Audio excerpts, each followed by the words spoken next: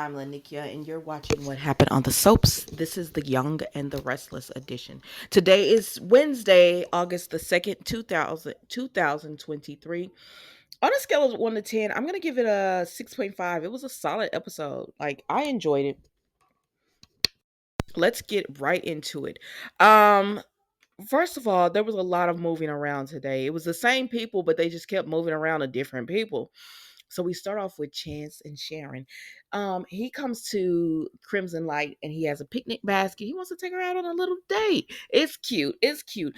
And she's like, "Oh, I wish I could go," but she has meetings.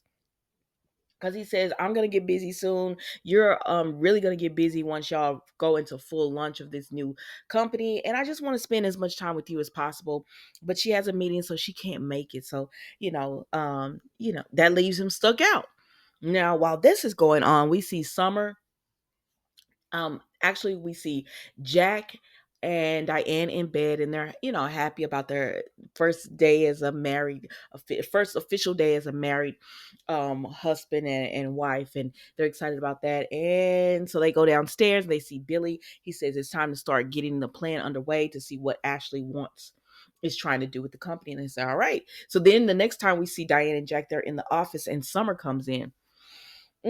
Summer comes in and they're talking, and of course you could tell Summer's upset. Not upset, but she's not Summer because her marriage is over and she's doesn't want that to be what it is. So she's she's come in to speak to Jack, but they go into, she says, "I went by the house earlier and Kyle wasn't there. Do you know where he is?" And they said, "Oh, he went on a trip to New York." And she said, "Oh, Audra." That figures.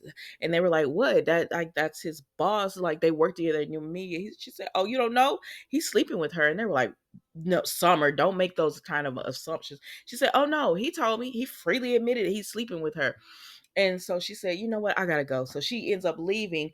And of course, Diane and Jack are just like, "Oh my gosh, what is Kyle doing? If he doesn't get off this course of action, he's going to lose Summer because will she be able to, they won't be able to reconcile. He's going to push her to the point where she won't want to be with him once he comes to his senses." And Diane's like, "Oh my gosh, we're so happy. And our son is just making horrible decisions with his life." And, they're upset about that. So then we go over to Crimson Lights again because Chance is still there, right? And Summer comes in, and they're getting to be friends. So she says, "A picnic basket? What you doing?" And he was like, "Oh, I had plans, but it got canceled." And he was like, "Are you all right?" And she was like, "No, not really, but I'll be okay." And then he said, "Well, have lunch with me, with the picnic basket. I have enough food and everything." And she said, "I'm not hungry." And he was like, "Well, just grab coffee, because just grab you a cup of coffee." And she said, "Well, yeah, I could, you could eat and I could just chill out and talk or whatever." So that's what they do. So they go to that little park area, and I said, "Chance, you sitting on this blanket with these boots on." But anyways, they go to the park area and they're talking, and he didn't really eat too much, but she was drinking her coffee, and they're just enjoying talking to each other, and she's venting to him about Kyle and how, okay, so he's with Audra. She said, "Really, Audra took my place." She didn't say that, but that's what I heard. She said he's at work with her, then they're after work. She said, "I want to say this was a casual thing, but really that's how Kyle and I were. We were together all the time, and now he and Audra are doing that." And he says, "Well, we don't know. You don't know what they're doing." She said, "Chance, thank you for being sweet and trying to see the positive side, but we both know he's sleeping with her. He's still continuing to sleep with her." And he said, "Yeah." And so he just tells her, "So what's the end game? Like, if Kyle came back to you right now, would you take him back?" And Summer thinks about it and she says, no, she wouldn't want him back because it's went too far. Like, Kyle could show her no um sympathy or empathy. He couldn't show her any kindness or try to understand her point of view. And then you start sleeping with somebody else, and we're still married. We're not legally separated. We haven't gotten a divorce or started the proceedings. They haven't done any of that. They're still married, and she said he just dropped me. said, yes, he did. And somebody actually was saying that on my podcast. They were like, he just dropped Summer and didn't look back. And that is exactly what he did. He dropped her and just kept it moving and forgot all about her. And so Summer's like, I can't really forgive that. But anyway, so they're enjoying themselves, right? And he says, okay, well, that's good because you finally got the point where, okay, you realize you're not going to reconcile. Now the healing can begin. And here comes Miss Sharon. She said, oh, well, Chance is like, Sharon, what are you doing here? And she was like, well, I told Adam, I felt bad for canceling on you. So I told Adam to push the meeting, but it looks like Summer is taking my place. I don't know why this is exciting for me, but because I don't really like love triangles, but this one look like, because these three characters are kind of boring, but for some reason I'm liking them lately. Maybe Summer and Kyle shouldn't be together because they were boring together. And Chance and Sharon, when she was old Sharon just working at Crimson Light, she was a little boring.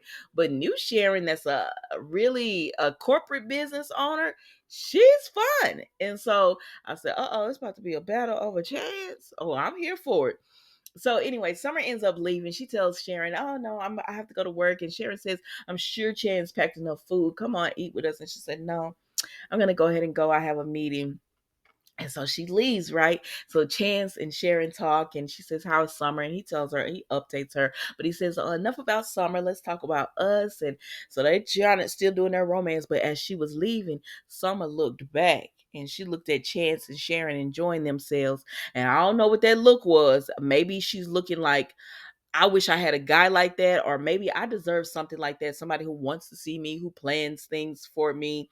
I'm their priority. Because anyways, she goes back to the office with Diane and Jack, and her mood is a little bit better. And they said, "How are you?" Because she was upset when she left. And she says, or he says, "Are you okay?" And she said, "No, but I will be." She said, "You know what? If Kyle can move on, so can I. I've come to the conclusion my marriage is over and I can move on to it just like he did." And she leaves out, and Diane and Jack look at each other. They're like, uh-oh. Because Kyle, once you come to your senses, and he will, I believe, you're not getting this girl back. Oh, please don't put them back together, child. But anyways, let's move on. So then we go over here and we see uh Devon is thinking about Tucker and his conversation with Catherine about Tucker, how you don't know about Tucker. You just have to give him another chance and see if he does right. And so I think that's what Devon is really taking to heart and trying to do with Tucker. Now, Tucker is with Ashley, and she says she wakes up and she's finally decided she's not going to do anything. She's not going to try to gun after Jabot. She's not going to do anything. And I said, oh, thank goodness. So they go and they have breakfast, and Billy calls the restaurant to see if Ashley's there. And so then he walks in like he doesn't know she's there, and he walks right to the bar, and she says, Billy, because Ashley and Tucker think, well, maybe we can get Billy to give us some information.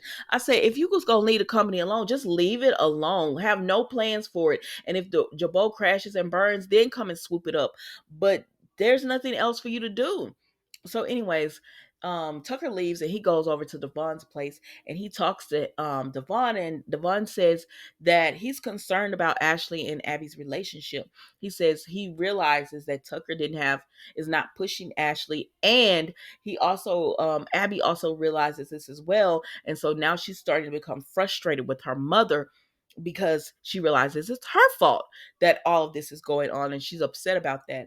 So Tucker says, I'm going to try my best to get Ashley to focus on the wedding. He said also, I would rather her focus on our new venture, but he says, but her plans are not too bad. If you could let Abby know. And he says, I will, but Ashley really needs to try to mend that with Abby. And he says, okay. So then we see Ashley with Billy, and she's talking to him about, can you be my little spy, and just nudge Diane to go do whatever she's trying to do. And then once she makes Jabot crash and burn, we're just going to come through, swoop it up, and save our father's legacy. She said, Billy, you could be the hero in all this. And he like, okay. Now, Billy had been thinking earlier about what Jack said about he doesn't want him to go on a dark side. I don't know what they're trying to do with Billy, child. I don't know. But anyways, moving right along. Tucker comes back and he talks to Ashley, and he tells Ashley that she really needs to talk to Abby. She says she talked to Billy and he told her he doesn't know about what side he's going to be on. That's what happened first, and I'm sorry I got that out of order. He doesn't know what side, but she's hoping that he does work with them. So then they start talking about Abby, and he says you really need to work that out with Abby because she's upset with you. She thinks you try, like, you're too focused on Jabot and the family feud and all of that, and she doesn't like it. And she was like, okay, I'll speak to her. So then Billy goes back to Jabot and he tells Diane and Jack Ashley's plan, and he said it's a power play if I've ever saw one. I said, how is that a power play? I'm not in business like that. I haven't been in years, but that doesn't feel like a power play. Like a power play would be if they really went after your company and tried to. Well, I guess it's very similar to what Victoria did with but that was with the IPO, and they were going to buy up the shares so they could have majority. And then they had an insider like Nate who was going to give up his shares to swoop it up. All Ashley is really telling Billy to do is not help when Diane starts making bad decisions and stuff. But I guess that is a power play. I don't know, child. I don't care. Why am I going back and forth over this? I'm please move this storyline along. But anyways, Diane said this is works right up our um right for us because now we can feed Ashley false information or something. I don't know, child. I don't care. Let's move on to that's it. Thank you guys so much for watching. I will see you tomorrow for an all new episode of What Happened on the Soaps, The Young and the Restless edition. Thank you for watching. Goodbye.